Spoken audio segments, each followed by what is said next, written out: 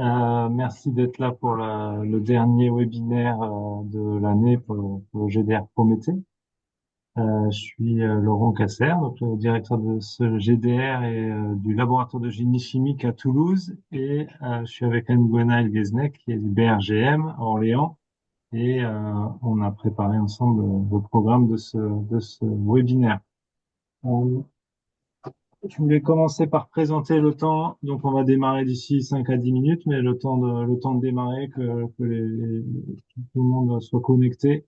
Donner quelques éléments pour ceux qui connaîtraient pas sur le GDR Prométhée. Donc, c'est un groupement de recherche qui est dédié aux procédés hydrométallurgiques qui est donc vous voyez ici les champs thématiques principaux qui concernent les opérations unitaires de l'hydrométallurgie, donc à la fois les procédés amont, les procédés de lixiviation, biolixiviation, précipitation, extraction liquide-liquide, vous voyez la liste. Aussi les aspects de modélisation et également on avait inclus dans les thématiques de GDR les géoressources, l'économie et les filières.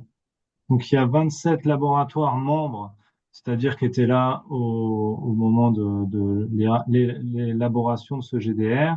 Ça ne veut pas dire que c'est un club fermé, hein, au contraire, on est très content d'accueillir des nouveaux participants et qui regroupe au niveau du CNRS 4 instituts, donc l'Institut de chimie, l'Institut d'ingénierie, l'Institut des sciences de l'univers et l'Institut des sciences humaines et sociales et également les trois grands EPIC qui sont beaucoup impliqués dans ces thématiques, le CEA, le BRGM et l'IFPEN. On a structuré ce GDR au moment du démarrage en trois groupes de travail qui sont la modélisation thermodynamique des procédés, le développement de procédés nouveaux en rupture et l'intégration dans l'environnement et les liens avec l'économie circulaire. Donc ce GDR, on communique via un site web dont vous voyez l'adresse ici. Si vous tapez GDR Prométhée, vous allez trouver ça facilement.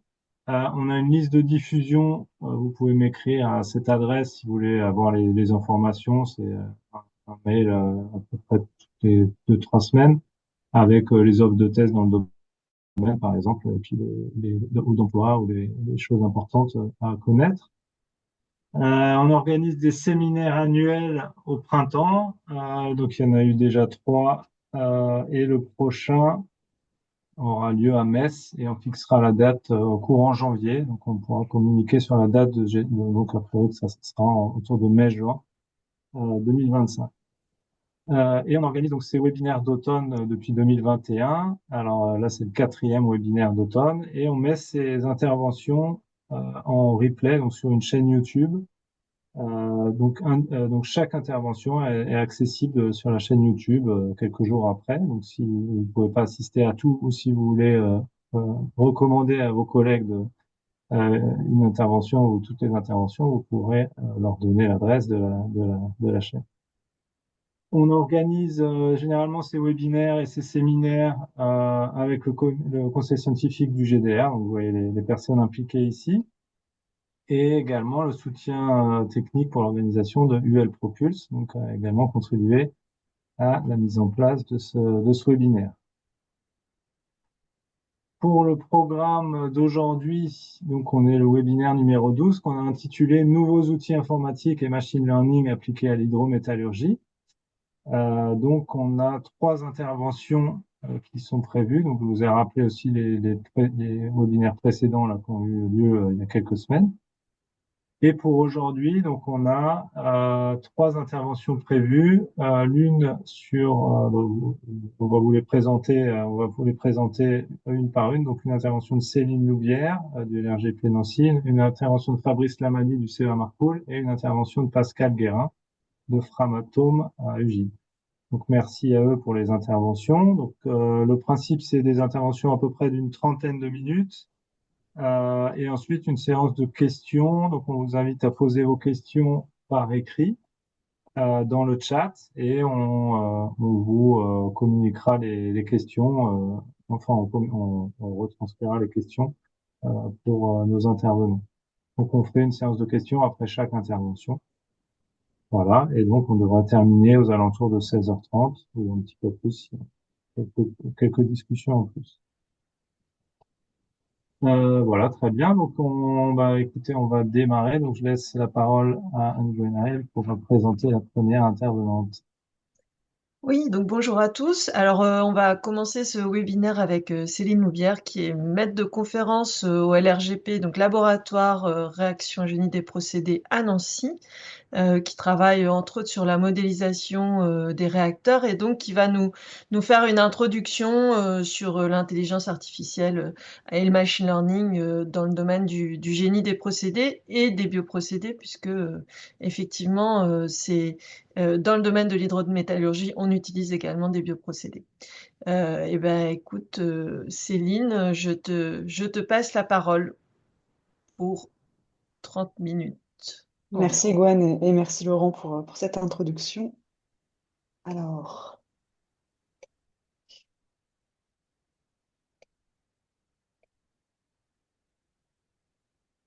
ah, est-ce qu'on est encore en mode? Ouais. Alors là, Vous pouvez me t'es en mode. confirmer? Ouais, super, là, C'est c'est bon, parfait. super. Donc merci pour cette introduction. Donc en effet, je vais vous présenter euh, donc, une grande introduction sur l'IA et le machine learning appliqué aux procédés et dont les bioprocédés. Donc c'est une présentation qui se voudra plutôt générale et pédagogique, qui permettra de faire une bonne transition, je l'espère, avec les deux intervenants suivants qui, eux, présenteront des exemples plus concrets et plus poussés.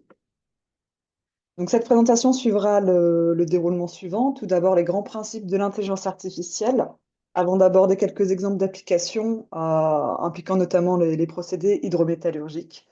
Et je toucherai quelques mots sur les défis et les enjeux, puisque l'IA connaît un grand essor, mais voilà, ce n'est pas non plus une recette magique. Il faut savoir comment le prendre en main et dans quel cadre l'appliquer ou avec quelles limites. Donc, démarrons avec une petite introduction. Alors, je me suis amusée à récupérer quelques définitions variées de l'intelligence artificielle à différents niveaux de sphères, si on peut parler de sphères. Et finalement, on se rend compte que les définitions se rejoignent plutôt pas mal entre le grand public ou donc la sphère des politiques publiques ou la façon dont le concept est verbalisé par les pionniers et experts. On revient sur l'idée d'algorithmes ou de machines capables de réaliser ou de simuler des tâches de même niveau, en tout cas de réflexion, que l'homme. Alors après, en temps équivalent plus rapide, c'est un élément à part. Mais en tout cas, on reste sur cette idée d'être capable de raisonner, planifier, voire d'être créatif, mais à un niveau humain. Alors, on était tout de même, on a le mot intelligence artificielle qui est devenu très courant dans le langage aujourd'hui. Mais les définitions qu'on a de nos pionniers, notamment de Yann Lequin, on part plutôt sur la notion d'intelligence machine ou intelligence des machines, plutôt qu'intelligence artificielle. Mais aujourd'hui, c'est bien le mot intelligence artificielle qui a pris le pas dans le langage courant. Donc, dans cette présentation, pourquoi l'IA aurait-elle un intérêt dans les procédés hydrométallurgiques? Donc, on peut se baser sur la notion qu'on a besoin d'avoir des apports dans des situations qui revêtent une certaine complexité. Et c'est le cas dans les procédés hydrométallurgiques, lorsque l'on peut avoir des interactions, alors qui peuvent dépendre de paramètres physiques, chimiques, voire biologiques, qui peuvent être couplés avec des résultats dont il n'est pas toujours évident de prime abord à faire le lien par rapport aux conditions d'origine.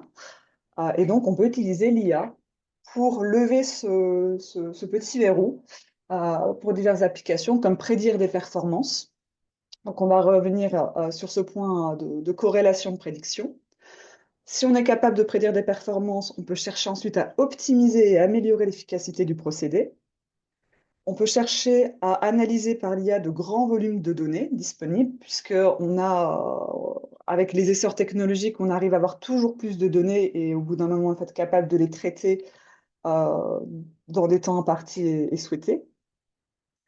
Ou encore, l'IA peut aussi servir à identifier des anomalies, voire, dans certains cas, à les anticiper en détectant des signaux précurseurs. Donc, avant d'aborder quelques exemples concrets, je vais présenter les grands principes de l'IA et expliquer les méthodologies que l'on peut avoir avec ces algorithmes. Donc, démarrant qu'une brève histoire de l'IA, l'intelligence artificielle comme on l'appelle aujourd'hui, prend sa naissance. Alors, ça peut être variable selon les notions, mais j'ai fixé ici, j'ai choisi le test de Turing dans les années en 1950. Certains vont placer avec l'apparition du terme réellement IA en 1955. On a eu un premier pas, donc la première grande boucle est ce qu'on appelle l'âge du raisonnement, avec des IA basées sur des systèmes symboles. Mais on s'est retrouvé avec un hiver, puisque les IA revêtaient beaucoup de promesses en termes d'utilisation, mais qui n'avaient pas été atteintes. Et il y a eu un premier désintérêt dans ce premier hiver de l'IA. Ensuite, on est arrivé sur un second boom de l'IA, où a pris naissance l'apprentissage automatique dont nous discuterons dans cette présentation, ou communément appelé aussi par son terme anglais le machine learning, où on avait donc ce système d'apprentissage qui rendait ces modèles moins rigides, notamment, mais limité pour les problèmes complexes par manque de puissance de calcul ou de données disponibles, ce qui a créé le verrou principal du second hiver avant que l'intérêt revienne dans fin des années 90, où on a eu d'une part beaucoup de données disponibles, donc avec les serveurs, avec même via Internet, les banques de données, notamment via Google, ont permis d'avoir des stocks de données toujours plus importants et aussi des essors technologiques avec le développement des cartes graphiques facilitant, accélérant certains calculs comme ceci. Et donc aujourd'hui, on est en plein dans le boom de l'apprentissage, et notamment l'apprentissage profond ou deep learning, et on pourra en reparler. Donc l'intelligence artificielle, on peut retrouver beaucoup de mots la concernant. Globalement, on va avoir l'intelligence artificielle qui regroupe plusieurs familles, dont en sous-partie, on aura l'apprentissage automatique ou le machine learning. Parmi le machine learning, il existe des méthodes, dont la méthode des réseaux de neurones, dont on entend beaucoup parler, puisqu'elle est à l'origine de certains types de réseaux de neurones, ceux qui ont plusieurs couches cachées, qui sont le deep learning, ou autrement appelé l'apprentissage profond. Donc on a cette hiérarchie où chaque partie n'est que partie d'un ensemble plus grand jusqu'à remonter à l'IA. Dans cette présentation, je vais faire un focus plutôt sur la partie apprentissage automatique. Avant de vous présenter cet apprentissage automatique, quel est le format des données que l'on peut avoir pour faire apprendre notre modèle? Puisque notre modèle, s'il a besoin d'apprendre, il lui faut des données en entrée. Il peut potentiellement avoir déjà des réponses à quoi s'attendre pour apprendre et dérouler ensuite avoir un modèle prédictif ou de détection, etc. Donc ici, hop, je prends le pointeur. On peut avoir des données donc, qui vont être sous forme d'un espace vectoriel. Toutes mes données ici à gauche en x1, x2, xi jusqu'à xn seront ce qu'on appelle les facteurs. Donc ça peut être par exemple, lorsque je fais des mesures, à chaque fois je connaîtrai le pH, la température, la pression, etc. Chacun est un facteur d'entrée auquel peut dépendre ou non une sortie si je l'ai. Donc ces facteurs, ces variables, ces données, on les a toujours puisque ce sont les entrées pour notre modèle. Alors, ça peut être sous forme de scalaire, on peut avoir des vecteurs, des tableaux, mais on peut également traiter des images, des vidéos, du texte, etc., qui vont être transformés auparavant. De façon facultative, puisque cela engagera ou non certaines méthodes, on peut ou non avoir des étiquettes, ou aussi appelées labels. Ces étiquettes, c'est je connais la réponse aux éléments que je propose en entrée. L'élément le plus connu, ça va être pour, par exemple, des images. On connaît déjà l'étiquette de si c'est un chien, si c'est un chat, si c'est un lapin, etc. Ce qui permet d'apprendre. Et ensuite, on pourra prédire, quand on a un nouvel élément, est-ce qu'il correspond à quelle étiquette dont on a appris il correspond. Donc cette partie d'étiquette, on va le revoir, elle est facultative. Elle oriente en fait la méthode que l'on utilisera. Tous ces éléments, donc on dispose de beaucoup de données, et l'idée est de pouvoir valoriser ces données sous forme soit de corrélation, soit d'identifier des structures communes, de ressemblances, de comportements, pouvoir réduire ces données, de descripteurs, etc. Donc, je reviens cette fois-ci au machine learning. On peut le différencier en 3 à 4 grandes catégories d'apprentissage. Nous avons d'une part l'apprentissage non supervisé. Donc cette fois-ci, on ne connaît pas les étiquettes dont j'ai fait référence juste avant. Et on aura deux types de méthodes, avec des méthodes de clustering pour pouvoir classer les données sous forme de regroupement entre elles, ou aller dans la réduction de dimensionnalité si on va avoir moins de dimensions que de facteurs annoncés au départ. Concernant l'apprentissage supervisé, cette fois-ci, on a à disposition des étiquettes pour l'entraînement de notre modèle. On aura la classification qui permet de créer des classes de nos données, afin que si on a un nouvel élément, on puisse prédire à quelle classe il appartient. Et enfin, nous avons la régression, donc régression qui permet de proposer un modèle où, à partir des données d'entrée, on pourra prédire une valeur de sortie, par exemple, pour prédire une performance d'un procédé à partir de données comme la pression, la température, etc. Troisième élément, c'est l'apprentissage par renforcement. Un peu plus particulier celui-ci, puisque c'est un apprentissage au fur et à mesure où notre modèle va apprendre, va effectuer son action, modifier son environnement et sous forme de récompense ou punition, il va apprendre et s'adapter au fur et à mesure. Donc, on est plutôt sur des systèmes d'apprentissage dans des environnements dynamiques.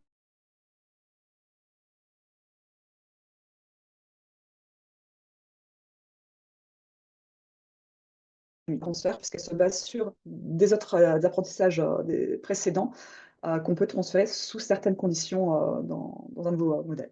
Dans cette présentation, je vais faire un focus plutôt sur l'apprentissage non supervisé et l'apprentissage supervisé.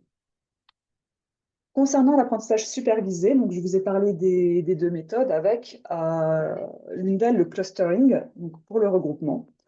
L'idée est ici, à partir de nos données, donc je rappelle, on a nos facteurs, pH, température, pression, autant qu'on veut qu'on juge important pour l'étude et dont on a les relevés. On va ici regarder les relations entre les lignes. Donc, on va regarder chacune de nos mesures et on va se poser la question, est-ce qu'on est capable de regrouper ces mesures en différents groupes? Autrement dit, lorsque je prends un élément, est-ce qu'il est plus similaire à un groupe par rapport aux autres groupes? Ceci permet d'identifier donc des données typiques, des structures, des relations pas toujours évidentes.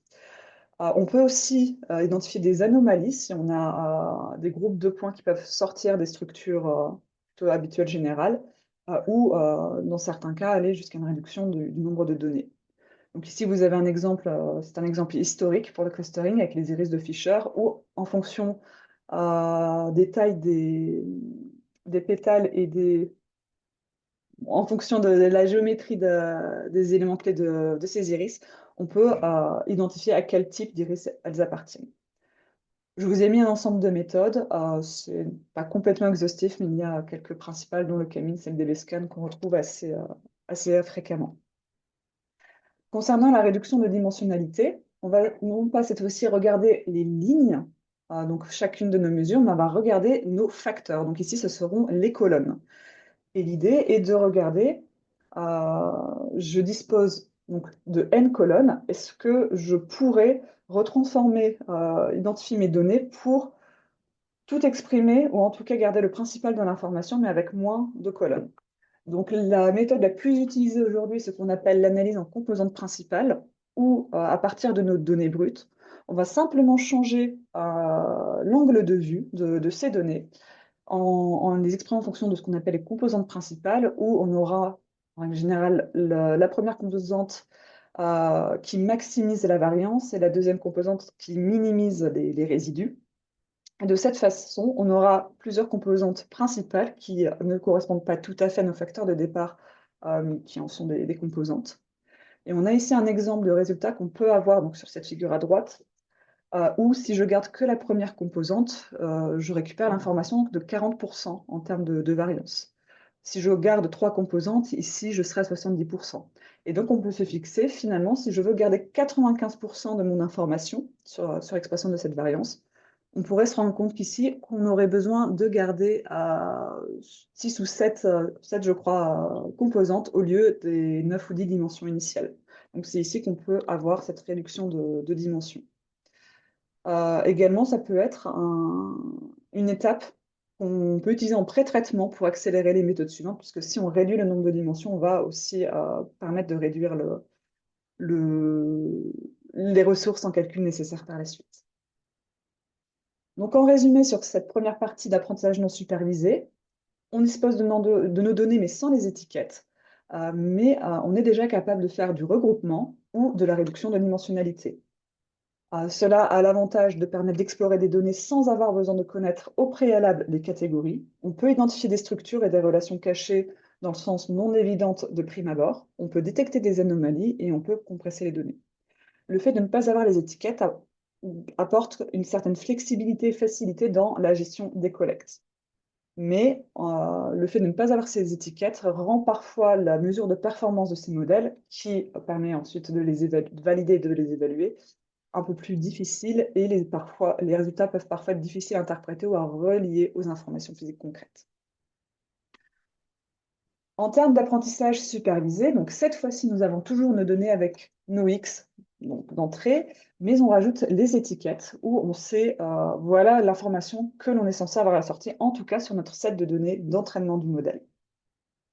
Pour la régression, ce set de données de sortie seront des valeurs réelles, donc spécifiques, les résultats de l'échantillon. Par exemple, j'ai des conditions opératoires de mon procédé, pression, température, et je sais qu'à la fin, je récupère un certain taux de conversion ou d'extraction en métal.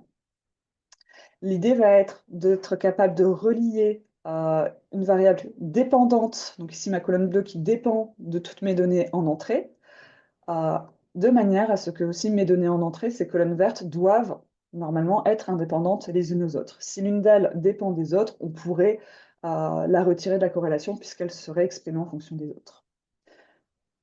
L'avantage d'utiliser l'intelligence artificielle dans ce type de régression, puisqu'on voilà, n'a pas attendu non plus d'avoir l'intelligence artificielle pour faire de la régression, mais ici l'un des principaux avantages est de pouvoir également modéliser des fonctions qui sont non linéaires. Donc, par des approches, et notamment par exemple avec le réseau de neurones, grâce à ces fonctions d'activation, on est capable de reproduire n'importe quelle fonction complexe. En termes d'exemple de méthode, on a alors toujours régression linéaire, multilinéaire qui reste toujours de bons conseils, mais on peut également aborder les SVM assez utilisés, les réseaux de neurones artificiels dont on entend beaucoup parler, également les arbres de décision, combinaison de ces arbres de décision sous forme de forêt aléatoire comme on voit ici. La deuxième partie de ces modèles par apprentissage supervisé concerne la classification. Donc cette fois-ci, on dispose de données et on veut affecter une classe. Donc, par exemple, si je reprends l'exemple de mes images, j'ai une image qu'on va pouvoir convertir en termes numériques, mais à la fin, on doit identifier sur cette image si on a un chat, un chien, un lapin, etc., donc qui appartiendront chacun à une classe.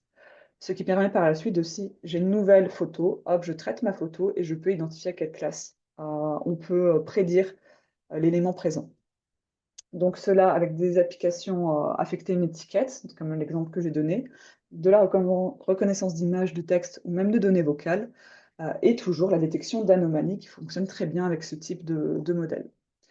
Dans les exemples de méthodes, donc on a un peu l'idée, c'est assez visible. Ici, c'est la méthode des cas plus proches voisins. Lorsqu'on a une nouvelle donnée, on va chercher finalement dans son environnement, lorsqu'on le représente, par rapport aux voisins les plus proches, à quelle classe on va l'affecter. Donc ici, ce serait vraisemblablement la classe A.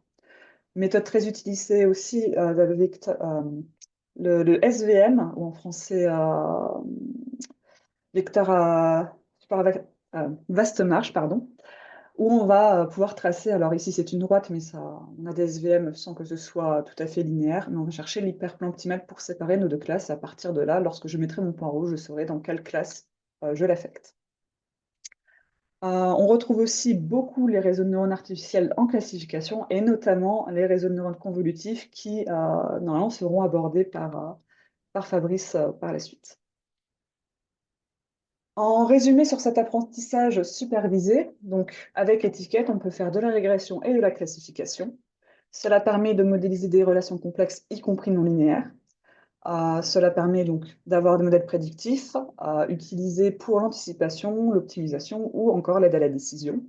On est capable de reconnaissance d'images, de textes, etc. et toujours cette détection d'anomalies. Du fait d'avoir dans l'entraînement déjà les réponses de ce que l'on attend avec ces fameuses étiquettes, il est plus facile de mesurer la performance du modèle.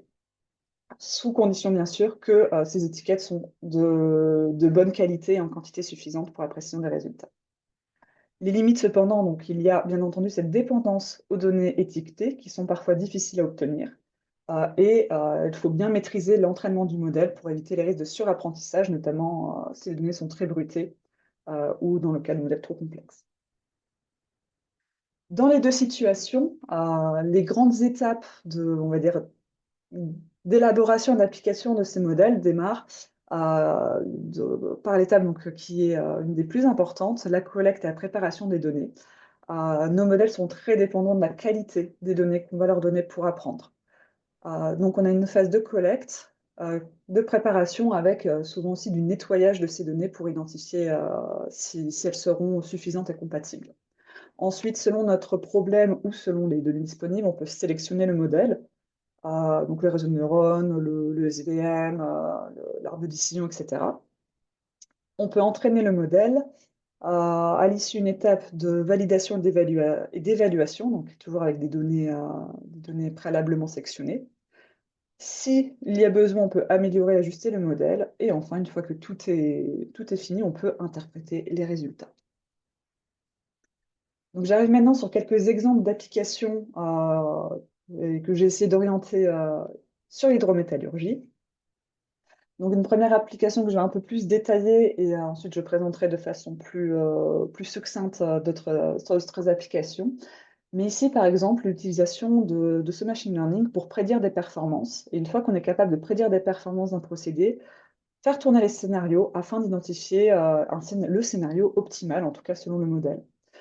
Donc, j'ai identifié ce papier de Mokarian et Ali sur l'optimisation de conditions de culture d'un procédé de biolixiviation. Alors, je l'ai sélectionné puisqu'il détaille les étapes qu'ils ont utilisées pour mettre en place leur approche, qui est assez représentative et pertinente. Donc, dans ce cas, l'idée était de prédire le taux de récupération de métaux dans des procédés de biolixiviation. Donc, ils ont récupéré des données, donc 871 mesures issues d'un peu plus de 200 papiers scientifiques, et ont comparé plusieurs algorithmes de machine learning. Donc, ils ont sélectionné le meilleur. Dans leurs variables de l'étude, donc propre à la biolixiviation, on va voir les micro-organismes qui rentrent en jeu, la densité de l'alpupe, la température, les nutriments, le pH initial, nombre atomique des métaux, type de ressources, donc primaire ou secondaire, taille et densité du solide, et puis les méthodes de biolixiviation en un étage, deux étages, etc. Ici, on est sur une approche qui s'est faite très générale. Donc ça, on reparlera sur la fin de cette étude sur les limites. Quoi qu'il en soit, dans leur étude, ils ont fait une première étape d'identification de potentielles variables dépendantes pour réduire le nombre de facteurs. Donc ici, c'est un peu dans l'idée de la réduction de dimensionnalité que j'ai abordée en tant que pré-traitement. Alors, ils n'ont pas fait d'ACP, ils sont passés par une matrice de corrélation. Cette matrice de corrélation, si le lien entre deux variables tend vers 1 ou moins 1, cela tend vers une corrélation entre ces deux variables.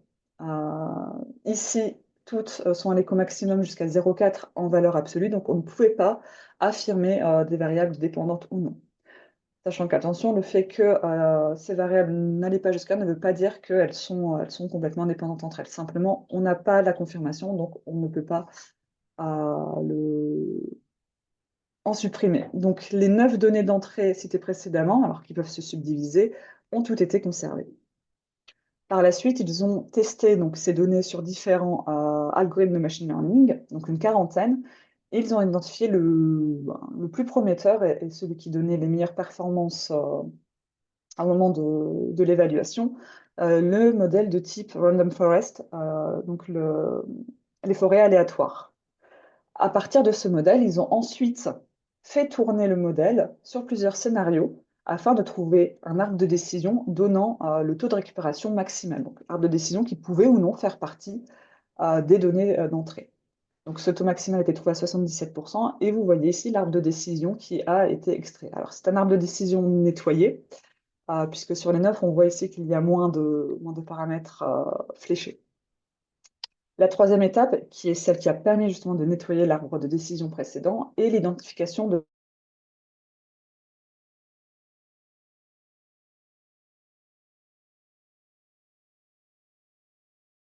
Donc, dans ce modèle des arbres aléatoires, on peut tenter d'avoir quelques pistes de compréhension. Donc, voici un peu les scores qu'ils ont réussi à faire ressortir sur les différents paramètres par rapport à leur impact dans l'arbre de décision.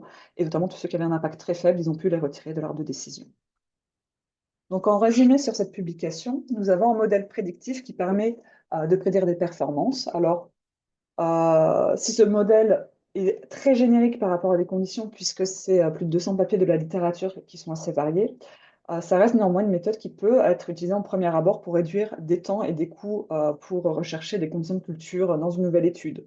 On peut partir sur une première approximation avec ce modèle qui serait ensuite affiné en fonction des conditions spécifiques à une nouvelle étude de biolixiviation. Attention néanmoins, il faut retenir que dans le cadre de ces modèles par apprentissage, l'apprentissage, ce qui sera prédit reste réservé au domaine qui a été utilisé pour l'apprentissage. Donc, si on utilise des conditions qui sont absentes du modèle d'entraînement, de nouveaux micro-organismes qui étaient absents du domaine d'entraînement, par exemple, il tient à vérifier que ça reste avec des choses similaires ou non. Ou par exemple, puisqu'on est en biolixiviation, ici, si on voulait appliquer ce modèle sur des minerais réfractaires, donc par exemple de la chalcopyrite, il est fort probable que le modèle soit inadapté. Deuxième exemple que je souhaitais donner, et je vais commencer à les passer un peu plus rapidement pour simplement les présenter comme possibilité, comme exemple d'utilisation de l'IA. Ici, il y a, donc toujours sur la prédiction de performance, il y a eu une publication sur la récupération sélective de zinc dans un procédé, cette fois-ci de lixiviation dans de la soude de piles alcalines. Donc, c'était pour vous donner un exemple avec un réseau de neurones. On retrouve ici nos données d'entrée, donc de la température, la soude, le ratio solide sur liquide et puis nos différents teneurs en métaux. Donc, plusieurs réseaux de neurones ont été testés dans cette publication et c'est ce réseau de neurones-ci qui a été sélectionné, identifié comme optimal pour proposer ce modèle de régression et avec en données de sortie les métaux en solution. Une autre représentation possible pour voir les résultats de ces approches est la projection, en tout cas lorsqu'on est sur des approches labellisées, étiquetées. On peut comparer la donnée prédite par la corrélation par rapport à la donnée expérimentale qui était l'étiquette. Et ici, on voit que dans cette étude, la teneur en zinc présente en solution est plutôt bonne. On représente aussi les teneurs donc, sur les autres métaux présentes, où on peut voir certains biais, mais après, tout dépend de l'étude et des limites que l'on met sur la précision, on va dire, critique dans ces prédictions. D'autres exemples de l'utilisation du machine learning, donc, nous avons vu sur des exemples de prédiction de performance et d'optimisation. On peut aussi avoir des exemples appliqués à l'échelle de la particule ou des molécules. Donc, vous aurez, après ma présentation, la présentation de Fabrice Lamadi sur comment utiliser l'IA donc avec les réseaux de neurones convolutifs pour caractériser la géométrie d'une phase dispersée. Également, à l'échelle moléculaire, il était démontré dans l'équipe l'utilisation de modèles par apprentissage pour prédire des propriétés ou activités. Donc, ce sont les modèles QSPR ou les modèles QSAR à partir des descripteurs moléculaires. Donc, la forme et la composition moléculaire.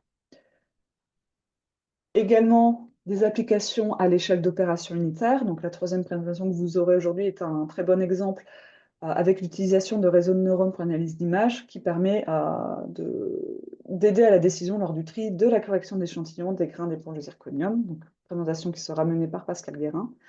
Et également, on peut mettre à l'échelle des opérations unitaires l'utilisation de modèles par machine learning pour améliorer les régulations dans les procédés lorsque ceux-ci deviennent complexes. Alors complexes dans le sens où la régulation en général se fait avec des valeurs fixes pour gérer les PID. Donc si l'on montre rapidement lorsqu'on est loin de la consigne et comment la stabiliser autour, ces valeurs fixes impliquent une réponse, disons, un peu plus linéaire. Et dans certains cas, ces approches linéaires ne sont pas suffisantes et on peut injecter des réseaux de neurones, des approches par apprentissage sur ces points-ci. Également à l'échelle du procédé global, donc dans l'équipe sont développées une méthode permettant donc par un apprentissage non supervisé pour la synthèse de procédés. Donc, on peut imaginer d'avoir les flowcharts des procédés, essayer de comment réfléchir à de nouvelles propositions de flowcharts, parfois qui ne sont pas celles qu'on pense de prime abord, afin d'explorer justement des alternatives ou des nouvelles structures de procédés à leur échelle entière. Hop là, pardon.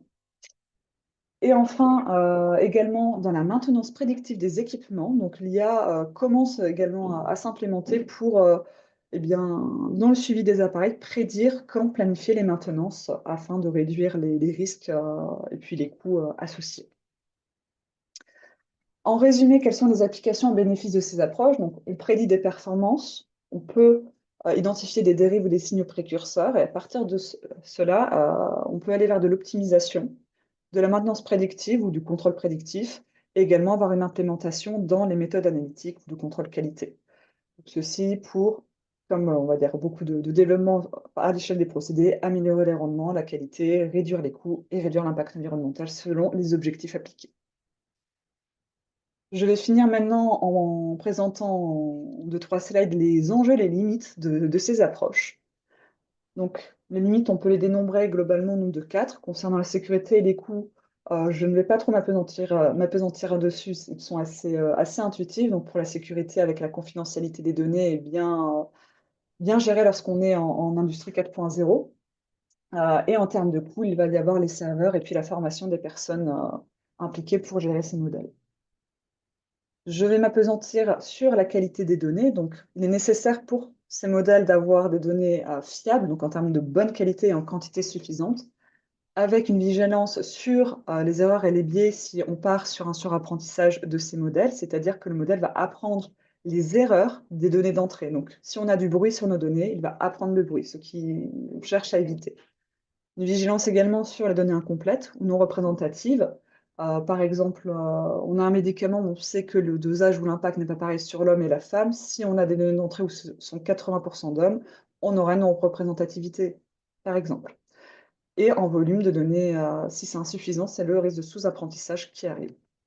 Par rapport à la gestion de ces données peuvent être hétérogènes, de sources multiples, et on a de nouveau cette gestion du volume en termes de stockage, organisation, validation et préparation, donc qui sous-entend le nettoyage des données si besoin.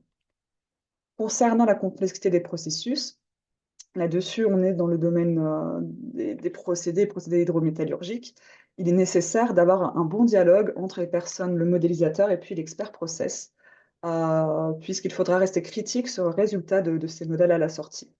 Donc, on peut avoir des limites si ces modèles se retrouvent dans des situations imprévisibles. S'il y a un événement à prédire qui n'était pas ou trop peu présent dans les données d'entraînement, elle peut avoir du mal à le prédire. L'adaptabilité à des nouvelles situations n'est pas toujours aisée, notamment quand l'environnement est dynamique. Alors, j'avais abordé l'apprentissage par renforcement, quand on peut le mettre en place, mais ce n'est pas toujours le cas. Et enfin, l'explicabilité. Certaines des approches d'IA ont un fonctionnement en boîte noire, et cette opacité rend difficile l'explication des décisions. Et donc, pour relier ensuite aux phénomènes physiques et comprendre pour pouvoir améliorer, ce n'est pas toujours aisé. Donc, pour conclure, on a abordé dans cette présentation l'intelligence artificielle au travers de 2 approches possibles. L'approche non supervisée, qui impliquait le clustering pour des regroupements de données similaires, et la réduction de dimensionnalité pour réduire l'espace, la dimensionnalité. En parallèle, l'apprentissage supervisé qui permet de prédire une catégorie, une classe, ou la régression pour modéliser des relations complexes dans le sens y compris des relations non linéaires. Également, nous avons abordé que cette méthodologie est prometteuse, mais il faut être vigilant par rapport à la qualité des données, dont l'entraînement est de facto fortement dépendant, et également être vigilant en termes critiques sur les réponses fournies par les modèles par rapport aux limites d'extrapolabilité et d'explicabilité. En termes d'ouverture, je ne me pesanterai pas énormément dessus, et je crois que Fabrice l'aborde par la suite un peu plus en détail. Comment apporter du sens physique? Il y a les pins qui ont émergé, donc c'est assez récent, ces pins, où l'idée est d'utiliser ces modèles par intelligence artificielle, mais pour gagner du temps, principalement, et proposer les valeurs ensuite qui seront résolues. Donc ici, dans le système d'équations différentielles partielles, l'exemple que j'ai mis ici, c'est pour la résolution des équations de Navier-Stokes, donc par approche France, où ici, le modèle cherchera, en plus de minimiser l'erreur du modèle par IA, on cherche aussi à minimiser les résidus de ce modèle. Donc, pour ceux qui font de l'hydrodynamique, ça devrait parler. Je vous remercie pour votre attention et je reste disponible pour vos questions.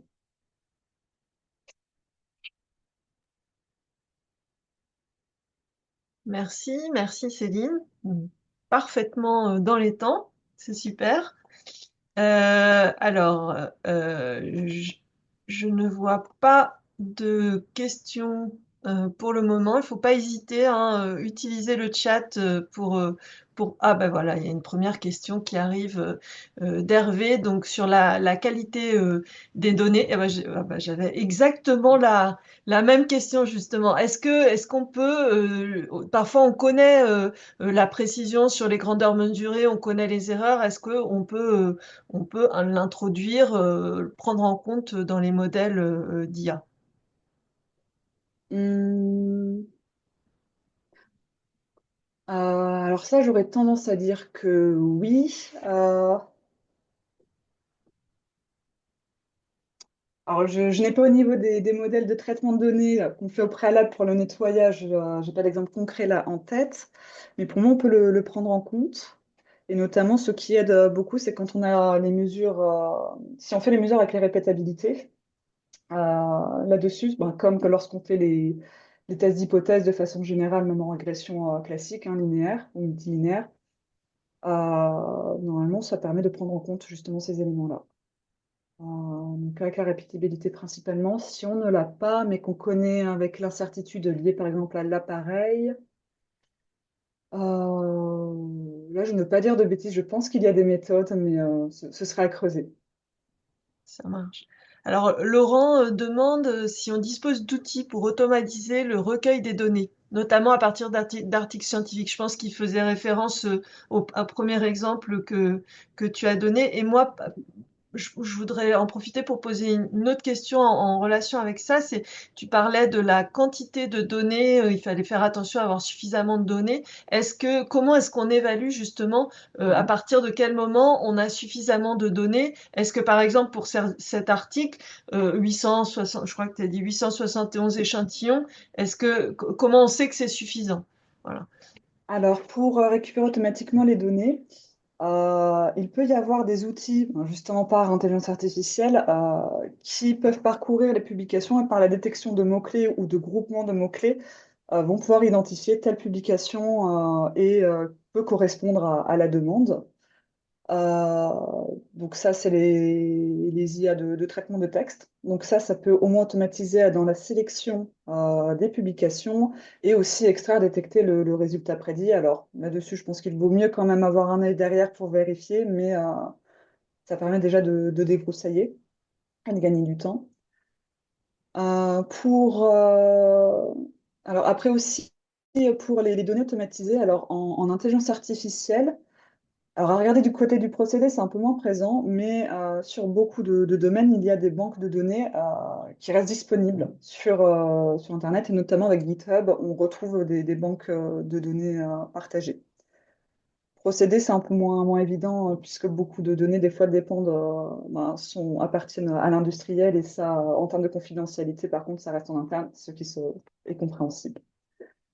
Pour répondre à ta question, Gwen, alors, pour la quantité de données, ça va dépendre de l'approche utilisée. En règle générale, un modèle, si l'on pose les équations, on va avoir des hyperparamètres qui sont finalement c'est comme les constantes en régression linéaire ou multilinéaire, les constantes qu'on doit résoudre pour résoudre le modèle. Le, le but est d'avoir suffisamment de données par rapport à ce nombre de paramètres à résoudre, ce nombre d'inconnus dans le modèle. Donc par rapport au degré de liberté, il faut toujours être au-dessus. Après, il y a des modèles comme les réseaux de neurones. On va chercher à être quand même bien au-dessus. Alors, il y a des conseils et des heuristiques, mais qui ne sont pas, on va dire, c'est pas rigide comme règle. Mais le conseil, c'est d'avoir quand même 5 à 10 fois plus de données que de neurones présents dans le réseau de neurones. Donc, on peut avoir quelques règles comme ça de présente. Après, en règle générale, dans ces approches de machine learning, il est fréquent de tester plusieurs modèles. Et par exemple, la deuxième que j'ai montré avec le réseau de neurones, ils ont testé plusieurs dizaines, je crois, de réseaux de neurones possibles pour justement identifier lequel collait le mieux par rapport au nombre de neurones. Et ça, si on changeait le nombre de données, ben, peut-être que si vous avez eu 2 fois plus de données, ça aurait été un autre réseau. Ça, c'est possible. Alors ensuite, on a une question sur le lien. Alors, quel lien y a-t-il entre l'experimental design et l'intelligence artificielle? Alors, l'experimental design, si je ne me trompe pas, c'est dans le fait que j'ai la bonne définition hein, de la personne, il ne faut pas hésiter à me corriger sinon. Le fait de définir, disons, les frontières de l'étude par rapport à des contraintes expérimentales, si on veut viser euh, euh, c'est vrai que moi j'ai le quality by design en tête en règle générale. On va mettre les frontières pour avoir une certaine réponse à l'issue du procédé. Donc souvent quelque chose qu'on veut maximiser ou si on a des contraintes qualité ou autres. Donc pour moi, l'experimental design, c'est plutôt la recherche d'un domaine de fonctionnement qui permet de se rapprocher d'une cible, donc d'un optimum. L'IA, elle, chercherait plutôt à proposer des conditions qui se rapprochent de cet optimum, mais si on ne lui met pas les contraintes, on va dire, du design space, elle ne l'aura pas forcément dans son entraînement. Elle réfléchit, comment dire, euh, pour moi, l'experimental design, il faudra la rajouter par des contraintes en plus de l'IA. C'est-à-dire qu'elle ce n'est pas définie forcément de base dedans. Et c'est là aussi, des fois, le côté justement expert process est important pour rester critique par rapport à la donnée de sortie. Donc, une IA où on met plein de paramètres possibles, température, pression, etc., va chercher des conditions qui maximisent, mais des fois, on se rend compte que certains couples de conditions ne sont pas réalisables, ne sont pas compatibles, pardon, dans la réalité. Et là, je pense que le design space peut corriger. Alors, il y a une autre question très pratico-pratique. Est-ce que tu pourrais recommander un outil pour la récupération des données dans les articles? Alors, je n'ai plus forcément en tête, mais ça, je pourrais rechercher et laisser, si besoin, dans le chat. Ouais, Je vais juste rechercher après. Est-ce qu'il y a des sites qui font le comparatif des intelligences artificielles disponibles en public? Et certaines vont juste mettre plus adapté pour... ben, ChatGPT, par exemple, il est assez bien adapté pour répondre à des questions en recherchant...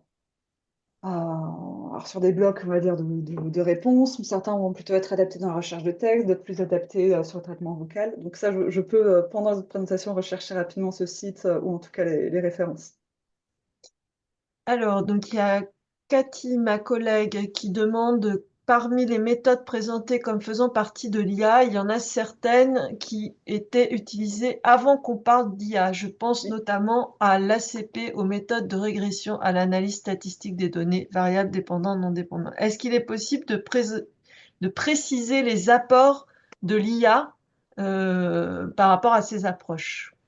Oui, alors oui, c'est vrai que l'IA, le mot est arrivé un peu, on veut dire, c'est arrivé à la mode, mais on faisait de l'IA avant même qu'on parlait d'IA. Donc l'IA, ça va être ces parties où, alors, en tout cas dans le cas du machine learning, où on a les modèles par apprentissage, c'est-à-dire que ça se reboucle jusqu'à arriver à une réponse qui tient la route, en tout cas on minimise l'erreur possible. Donc la CP existait avant, même les réseaux de neurones existaient avant, alors même qu'on ne parlait pas d'intelligence artificielle. Donc ça je rejoins complètement. Et le terme IA, donc, il y a un effet de mode, mais d'autres termes existaient bien avant. Et donc la deuxième partie de la question de Cathy, c'était, tu peux me rappeler, Gwen? Est-ce qu'il est possible de préciser les apports de l'IA par rapport à ces approches qu'est-ce qu'il y a Oui. en plus en fait quelque part? Enfin, si je comprends bien la question, si ça existait avant, qu'est-ce que ça amène de plus par rapport à ces approches? Alors du coup, ceux qui existaient avant, ils n'ont pas changé, ils sont toujours existants et aussi efficaces. Le fait de les avoir appelés on va dire, n'a pas eu d'approche directe. Là où il y a eu une grosse plus-value, c'est sur des approches qui étaient difficiles à mettre en place, par exemple les réseaux de neurones de grande taille avec plusieurs couches cachées, puisqu'avant on était limité sur le temps de calcul pour lancer ces modèles, le temps de calcul ou la puissance de calcul était trop compliqué à gérer. Donc aujourd'hui, on a eu des apports en termes de données disponibles et de puissance de calcul qui ont débloqué ça. Et ceux-ci ont permis, par exemple, les analyses d'images possibles, donc avec le Google Net, etc., où ils ont lancé des concours là-dessus. Auparavant, ce n'était pas réalisable à cause de ces verrous de calcul. Aujourd'hui, on peut avoir de la reconnaissance d'image, de la reconnaissance de texte dans des temps très très réduits. Donc, on va dire que ça a apporté cette deuxième phase qu'on appelle, alors il y a aujourd'hui, réduction du temps de calcul et pouvoir aller plus loin là où on était bloqué avant. Mais c'est du complément, on va dire, plutôt que c'est plus du complément par rapport à des méthodes d'avant. Alors, on a une question qui, elle, est d'ordre plus général de Jean-Charles de Hentine sur le coût en CO2. Donc, l'apprentissage en IA est très gourmand en calcul, donc a forcément un coût énergétique et un coût en CO2 important. Est-ce qu'on peut s'attendre à une limitation, à une limite dans l'utilisation de l'IA à cause de ces coûts? Très bonne question. Et effectivement, oui, il y a un coût en CO2. Ne serait-ce que pour lancer les calculs eux-mêmes, ou même ces calculs, on a les données qui sont conservées sur des serveurs, et ces serveurs ont aussi un impact d'un point de vue environnemental. Ne serait-ce que si, alors les informations sont faciles à trouver, mais juste le brassage des données qui sont utilisées après pour de l'IA par les groupes comme Meta, par exemple, le nombre de données et l'impact environnemental c'est relié au nombre de données et c'est assez colossal. Une limitation là-dessus. Alors sur ce point-là, je pense qu'il y a une limitation, ça viendra des politiques publiques. Et les politiques publiques par rapport à l'IA aujourd'hui, il y a un énorme flou, aussi bien par rapport du point de vue éthique, mais je pense aussi du point de vue environnemental. Sinon, ça tiendra aux entreprises elles-mêmes de peut-être capables de quantifier alors entreprise ou laboratoire, hein, évidemment, tous ceux qui l'utilisent, d'être capables de quantifier l'impact. Mais je pense que c'est difficile de mettre la limitation. C'est comme l'envoi de mails et garder les mails sur les boîtes. On sait que c'est un impact environnemental, mais aujourd'hui, on est incapable de le limiter. Donc là-dessus, je serais très curieuse si un jour on arrive à mettre une limitation également pour l'IA. C'est une question un petit peu, on va dire, plus large de questionnement de la communauté, peut-être scientifique, sur l'usage de ces outils Mm. de manière générale.